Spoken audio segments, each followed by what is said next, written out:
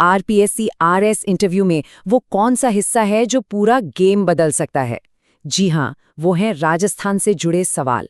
देखिए, ये सिर्फ सवाल नहीं होते हैं, ये तो एक उम्मीदवार की जमीनी समझ का असली टेस्ट होते हैं। तो चलिए, आज हम एक ऐसी मास्टर स्ट्रैटेजी सीखेंगे जिससे हर जवाब एकदम सटीक, बैलेंस्ड और दमदार हो। तो सवाल ये उठता है कि इंटरव्यू में सबसे अलग कैसे दिखा जाए।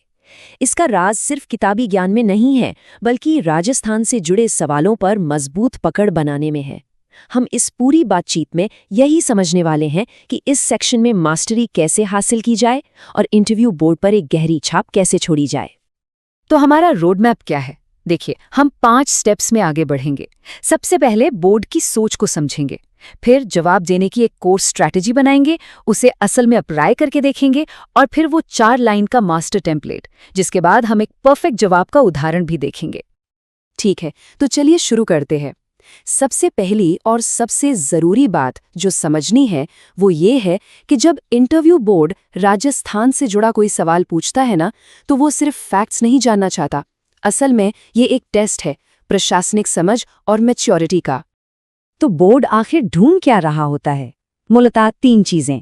पहली, क्या कैंडिडेट को अपने राज्य की जमीनी हकीकत पता है? दूसरी, क्या उसकी सोच एक प्रैक्टिकल और मैच्योर एडमिनिस्ट्रेटर जैसी है? और तीसरी, क्या वो सेंसिटिव मुद्दों को बैलेंस के साथ हैंडल कर सकता है? मतलब साफ है, ये किताबी ज्ञान से कहीं ज्यादा प्रैक्टिकल समझ का खेल है।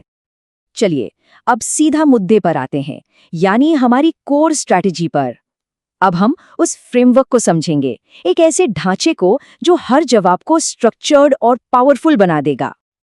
और ये है हमारा ABC फ्रेमवर्क। बहुत सिंपल है। A मतलब कॉन्टेक्स्ट, यानी सवाल की एक छोटी सी भूमिका बांधना। B मतलब कोर इशू, यानी समस्या की असली जड़ तक पहुंचना।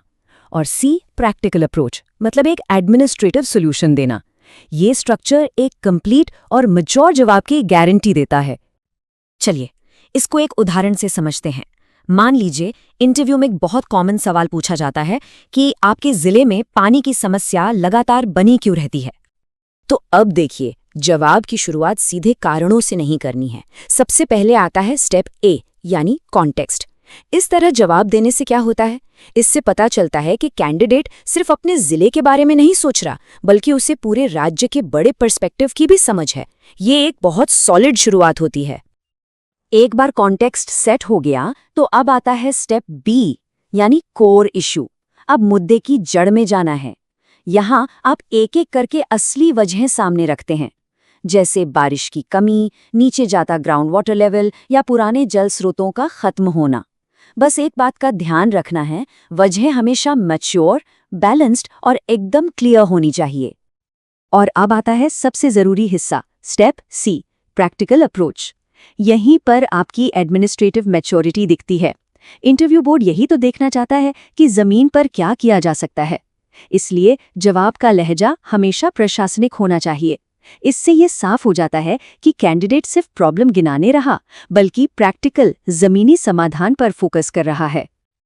अच्छा, तो थ्योरी तो समझ आ गई, अब इसे प्रैक्टिस में लाते हैं। चलिए देखते हैं कि इस फ्रेमवर्क को उन टॉपिक्स पर कैसे अप्लाई किया जाए जिनके इंटरव्यू में पूछे जाने के चांसेस सबसे ज्यादा होते हैं। तो ये है वो हॉट टॉपिक्स: इतिहास और संस्कृति, भूगोल और कृषि, इकोनॉमी और टूरिज्म, सामाजिक मुद्दे, और सबसे जरूरी, कैंडिडेट का अपना जिला।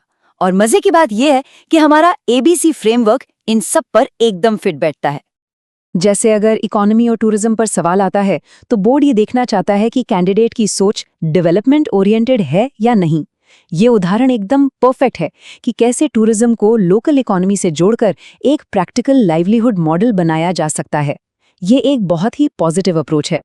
और हाँ, आरपीएससी में सबसे ज़रूरी सवाल आते हैं कैंडिडेट के अपने ज़िले से, ये तो पक्का है।